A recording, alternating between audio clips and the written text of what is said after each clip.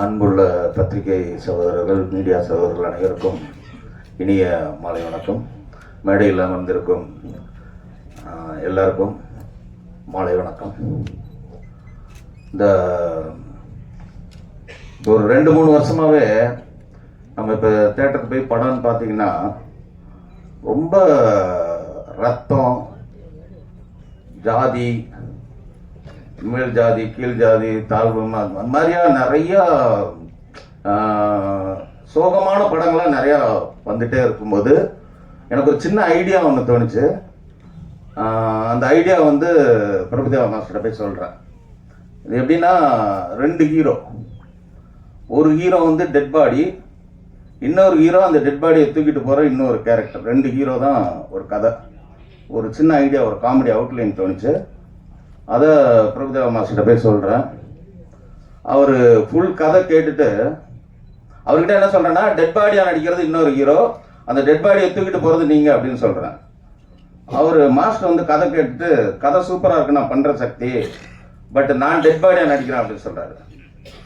என்ன மாஸ்டர், நீங்கள் டெட் பாடியா? நீங்கள் ஒரு டான்ஸர், உங்கள் பாடி லாங்குவேஜே வேறு இருக்கும். நீங்கள் டெட் பாடினா ஆடியன்ஸ் எப்படி? இல்லை, இது ஒரு சேலஞ்சிங்கான கேரக்டர், நான் பண்ணுறேன்னு சொல்கிறாரு. அதுக்கப்புறம் அந்த இன்னொரு ஹீரோவை ஹீரோயினாக மாற்றி, ஹீரோயின்ஸாக மாற்றி 4 ஹீரோயின் ஆக்கி, அந்த 4 ஹீரோயினும் ஒரு டெட் பாடியை தூக்கிட்டு போகிற மாதிரி கதையை மாற்றினதுக்கு இன்ஸ்பிரேஷனே மாஸ்டர் தான். ஸோ இந்த கதை இவ்வளோ நல்லா வந்திருக்கு. இது ஒரு பேசு பொருளாக இருக்கும். ஏன்னா இப்போ நிறையா கமெண்ட்ஸ் எல்லாம் வந்து மகளிர் மட்டும் நாகேஷ் சார் பண்ண அதெல்லாம் சொல்கிறாங்க, ஓகே தான். இப்போ ஒரு போலீஸ் கதைன்னா ஒரு வருஷத்தில் 10 படம் வரும். அந்த மாதிரி நிறையா கதைகள் 10 படம் வரும். ஆனால் இது ஒரு 25 வருஷத்துக்கு அப்புறம் ஒரு படம் தானே வருது. அது கூட நாகேஷ் சார் வந்து ஒரு கேரக்டர் ஆர்டிஸ்ட், அவர் ஒரு காமெடியன், அவர் ஒரு 10 நிமிஷம் ஒரு போர்ஷன் பண்ணியிருப்பார் அந்த படத்தில். ஆனால் அந்த ஒரு டெட் பாடின்றதை வச்சு 2 மணி நேரம் படத்தில் 1 மணி நேரம் 50 நிமிஷம் டெட் பாடியாக ஒரு ஹீரோ நடிக்கிறதுன்றது it's not an easy joke. அதுக்கு ஸ்கிரிப்ட் பண்ணுறதும் விளையாட்டு கிடையாது. 1.5 நாளில் கதை நடக்கும். அந்த 1.5 நாளில் டெட் பாடியை வச்சு மூவ்மெண்ட் பண்ணோம். மாஸ்டர் வந்து ஃபஸ்ட்டு டெட் பாடினோடனே ஈஸியாக ஒத்துக்கிட்டார். ஓகே, டெட் பாடி, நாங்களும் அப்படி தான் நினச்சோம். ஜாலியாக ஷூட்டிங் போனோம். ஃபஸ்ட்டு டே அது இது எப்படின்னா, டெட் பாடினா ஒரு கண்ணு ஓப்பனாக இருக்கும், ஒரு சின்ன இப்போ கை இப்படி வச்சுருந்தா அப்படியே தான் வச்சுருக்கணும், மாற்ற முடியாது. அவ்வளோ ஒரு எல்லாரும் அவர் கண்ணுக்கு முன்னாடி எல்லாம் காமெடி பண்ணிட்டு இருப்பாங்க. ஆனால் அவர் வந்து அப்படியே இருக்கணும். அது அவரை பொறுத்தவரைக்கும் ரொம்ப கஷ்டம். அவர் சும்மாவே இருக்க மாட்டார், ஏதாவது ஒரு பாடி லாங்குவேஜ் பண்ணிட்டு இருக்கிறவர். அவர் அந்த மாதிரி வச்சு பண்ணது, அவர் அதை கண்ட்ரோல் பண்ணது ரொம்ப நாளாக ஆக அவருக்கு ஒரு பெரிய சேலஞ்சிங் ஆயிடுச்சு. நான் கூட வந்து மாஸ்டர் ஏதாவது கொஞ்சம் சின்ன இதுவாச்சுன்னா, ஒரு கண்ணு பிளிங்க் ஏதோ நான் மானிட்டரை பார்த்து இது வேணா சிஜியில் கூட பண்ணிக்கலாம் மாஸ்டர் அப்படின்னு சொல்ல. நோ, இது கூட பண்ண மாட்டேனே, நான் 1 மோர் பண்ணுன்னு சொல்லிட்டு அவரே கேட்டு வாங்கி அவ்வளோ ஹார்ட் ஒர்க் பண்ணி பண்ணார். படம் வந்து அன்இமேஜினபிளாக ஒரு ட்ரெண்டிங் மூவியாக இருக்குன்னு நான் நம்புகிறேன். ஏன்னா நிறைய படங்கள் பார்த்து ஒரே பேட்டர்னில் இருக்கிறதுக்கு ஒரு புதுசான ஒரு படமாக இருக்கும். ரிலீஸ் ஆகிற டைமும் சூப்பரான ஒரு டைம், அருமையான டைம். அருமையான பிரதர் சக்தி, என் பேர் தான். அவர் வந்து எனக்கு கிடைச்சது ஒரு பெரிய, இந்த படத்துக்கே ஒரு சக்தின்னு சொல்லலாம். அப்படி அவர் கிடைச்சது. அவர் தமிழ்நாட்டில் இருக்க மூலம் முடுக்கு இந்தி இடுக்கில் இருக்க தேட்டர்லாம் வந்து உட்கார்ந்த இடத்துல ஒரு பட்டன் தட்டி தேட்டர் போடுவார். அவர் இங்கே உள்ளே வந்தது வந்து இந்த படத்துக்கு ஒரு பெரிய டானிக்னு சொல்லலாம். அதே மாதிரி ஒரு படம் நல்லா வர்றதுக்கு கதை எவ்வளோ முக்கியமோ காசு அவ்வளோ முக்கியம். இந்த படத்தை நான் கதை ரெடி பண்ணி மாஸ்டர்லாம் சொல்லி முடித்தோடனே நான் ப்ரொடியூசர் சர்ச்சிங்கில் இருக்கேன். அப்போ வந்து ஒரு நண்பர் வந்து என்னைய பாம்பே கூப்பிட்டு போய், ராஜேந்திர ராஜன் சார் இருக்காரு, அவர்கிட்ட நீங்கள் கதை சொன்னீங்கன்னா கண்டிப்பாக பிரபுதேவா சார்னா அவர் உடனே படம் பண்ணுவார் அப்படி சொல்லி கூப்பிட்டு போகிறார். சரின்ட்டு பாம்பே போகிறோம். சார் ராஜன் சார் ஆஃபீஸில் போய் மீட் பண்ணுறோம். அவர் ரொம்ப கூலாக, ஐயோ எனக்கு படம்லாம் எடுக்கிற ஐடியா இல்லைங்க, எனக்கு இப்போதைக்கு படம் எடுக்கிற ஐடியா இல்லைன்ட்டார். எனக்கு என்னடா அது என்னன்னா, சார் நான் இவ்வளோ தூரம் வந்திருக்கேன், உங்களை பார்க்க தான் வந்திருக்கேன், நீங்கள் கதை கேளுங்க, கதை உங்களுக்கு நீங்கள் அட்லீஸ்ட் ஒரு சஜஷனாவது கொடுங்க. நீங்கள் காமெடி படம், என் படம் நிறைய பார்த்துருக்கேன்னு சொன்னார். இது ஒரு காமெடி படம் தானே, நீங்கள் வந்து கதை மட்டும் கேளுங்க அப்படின்னு கம்பல் பண்ணி கதை கேட்க வைக்க. சரி சார், நான் நைட்டு ஒரு 8-9 மணிக்கு நீங்கள் ரூமில் இருங்க வரேன்னு சொல்கிறார். அவர் வந்தது அரௌண்ட் 11 o'clock வர்றாரு நைட்டு. பாம்பேயில் நைட்லாம் ஒரு டைம் கிடையாது. ஸோ 11 மணிக்கு வர்றாரு. அவரும் ஃப்ரெண்ட்ஸ்லாம் வர்றாங்க. கிட்டத்தட்ட 2 மணிக்கு கதை சொல்லி முடிக்கிறேன். நானும் ஒரு வெறித்தனமாக நம்ம ஒரு இடத்துக்கு வந்திருக்கோம், ஒரு கதை சொல்ல வந்திருக்கோம், அவரை இம்ப்ரெஸ் பண்ணிடணும்னு சொல்லிட்டு கிட்டத்தட்ட ஒரு 3 hours ஒரு படம் பார்க்குற மாதிரி ஷார்ட்டாக சொல்கிறேன். அவர் என்ஜாய் பண்ணி சிரிச்சிட்டார். ஒரு 3வது சீன்லேருந்து சிரிக்கிறார். சிரித்து முடிச்சுட்டு என்ன சொன்னாதான், சார் நான் உண்மையிலே இந்த கதை கேட்டுட்டு அவாய்ட் பண்ணணும்னு நினச்சி தான் வந்தேன். ஆனால் இந்த கதை கேட்டதுக்கு அப்புறம் இவ்வளோ டயர்டாக வந்த எண்ணியே நீங்கள் சிரிக்க வச்சிட்டீங்க. இப்போ தேட்டருக்கு ஒரு ஆடியன்ஸ் ஃப்ரெஷ்ஷாக வருவாங்க. இந்த சிரிப்பை ஆடியன்ஸ் சிரிச்சிட்டாங்கன்னா இந்த படம் டெஃபினட்டாக ஒர்க் ஆகும். நான் இந்த படம் பண்ணுறேன் சார்ன்னு சொல்லி எனக்கு இந்த நடுராத்திரியில் சுதந்திரம் கிடைச்ச மாதிரி நடுராத்திரியில் இந்த ப்ராஜெக்ட் கமிட் ஆச்சு.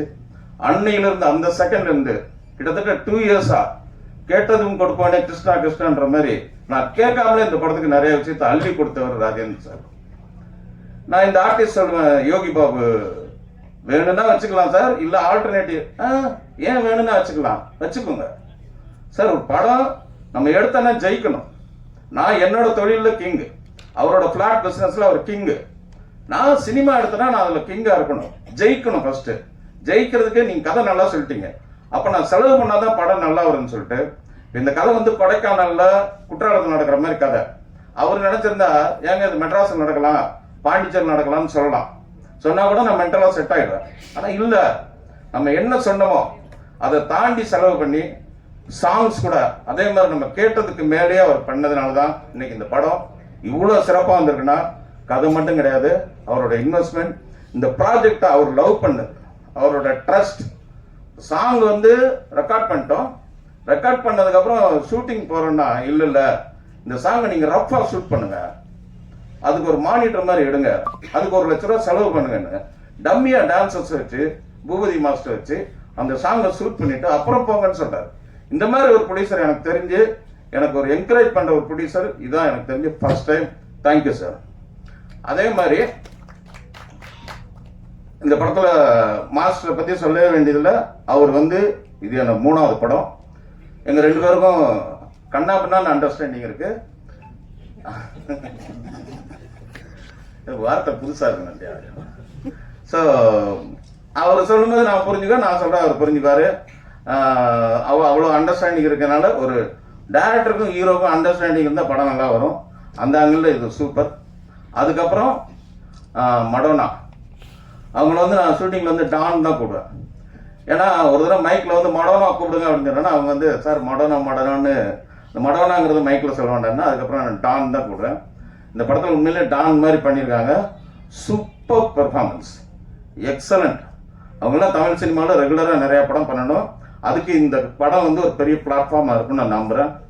அதே மாதிரி அபிராம் மேடம், அவங்களோட இது எனக்கு 2வது படம். ஏற்கனவே சார்லி சாப்ளின் பண்ணியிருக்கேன். இந்த கதை எழுதும்போதே டக்குன்னு மைண்டுக்கு வந்தது அவங்க தான். அவங்க முதல்ல கன்வின்ஸ் ஆகலைன்னா இது மதர் கேரக்டராக இருக்காங்க. இல்லைங்க, பேருக்கு தான் மதர்னு தெரியவே தெரியாதுன்னு சொல்லி அவங்க மொடோனா ஃப்ரெண்டு மாதிரி வருவாங்க படத்தில். ஆல்மோஸ்ட் அந்த அளவுக்கு அவங்க காஸ்டியூமு ஆட்டிடியூட்லாம் இருக்கும். அவங்க ஆல்மோஸ்ட் இந்த நம்ம சரண்யா மேடம், ஊர்வசிலாம் ஒரு காமெடி ஒன்று பண்ணுவாங்க இல்லையா ரெகுலராக, அதெல்லாம் தூக்கி சாப்பிட்ற அளவுக்கு இந்த படத்தில் பட்டையை கிளப்பிட்டாங்க. இந்த படத்துக்கு அப்புறம் அவங்களுக்கு வேற ஒரு பிளாட்ஃபார்ம் இருக்கு. ஸோ அது மாதிரி ரூபசங்கர் அவர் நிறைய படங்கள் பண்ண, அவரை பற்றி சொல்ல வேண்டியதில்லை. அவருக்கு இது 10ஓட ஒரு படம் தான். ஆனால் இதில் ஸ்பெஷலாக நிறைய விஷயங்கள் பண்ணியிருக்காரு. அது நீங்கள் படம் வந்தோன்னு தெரிஞ்சுங்க. இந்த படத்தோட கேமராமேன் என்னோட பிரதர் கணேஷ் சந்திரா. ஃபோட்டோகிராஃபி பொதுவாக இந்த மாதிரி காமெடி படத்துக்கு ஃபோட்டோகிராஃபி ரொம்ப நல்லா இருக்கணும், கண்ணுக்கு குளிர்ச்சியாக இருக்கணும். இது ஒரு சில்லுன்னு ஒரு ஆப்பிள் மாதிரி இந்த படத்தை எடுத்திருக்காரு. ஒரு ஃப்ரிட்ஜில் வச்ச மாதிரி இருக்கும் படமே, அந்த மாதிரி எடுத்திருக்காரு. அதுக்கடுத்து மியூசிக். காமெடி படத்துக்கு மியூசிக் நல்லா அமைஞ்சிட்டுனா சூப்பர் டூப்பர் ஹிட் ஆகும். எங்களுக்கு 2 சாங் தான் சிச்சுவேஷன் அலோவ் பண்ணுது. நான் என்ன பண்ணேன்னா ஒரு 7 சாங் ஆகிடுவோம்.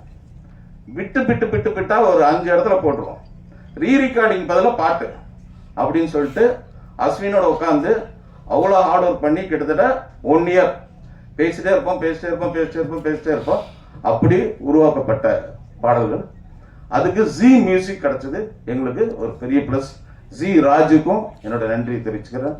அதே மாதிரி இந்த படத்தில் ஒர்க் பண்ண நிரஞ்சன் எடிட்டர், அவரு சூப்பராக கட்டிங்லாம் சூப்பராக இருக்கும் பண்ணியிருக்காரு. அதே மாதிரி என்னுடைய கோ டைரக்டர் கார்த்திக், என்னுடைய நண்பர்கள், அவங்க டைரக்டர், அவங்க வந்து கோ டைரக்டர் தான் இந்த படத்தில், கோ டைரக்டர், ஃபியூச்சரில் டைரக்டர்ஸ், அவங்க எல்லாருக்கும் என்னுடைய மனப்பூர்வமான நன்றிகள். இந்த படத்தை தமிழகம் எங்கும் வெளியிடும் எனது நண்பர் சக்தி, எல்லாருக்கும் என்னுடைய நன்றியை தெரிவிச்சுக்கிறேன். உங்களுடைய அன்பும் ஆதரவும் என்றென்றும் தேவை என்று உங்கள் பொற்பாதங்களை தொட்டு கேட்டு எனக்கு உரையை முடிக்கிறேன். நன்றி, வணக்கம். இசை வெளியீட்டு விழா ஆரம்பமே ரொம்ப பிரமாதமாக தொடங்கி இருக்கிறது. அதில் இயக்குனருக்கு மனமார்ந்த நன்றி. மாஸ்டரோட ஒர்க் பண்ணுறது வந்து டான்ஸ்லையும் சரி, ஆக்டிங்லையும் சரி, அவ்வளோ ஜாலியாக இருக்கும். நிறைய ஸ்பேஸ் கொடுப்பாரு. நம்ம பண்ணுறதை பயங்கரமாக என்ஜாய் பண்ணுவார்.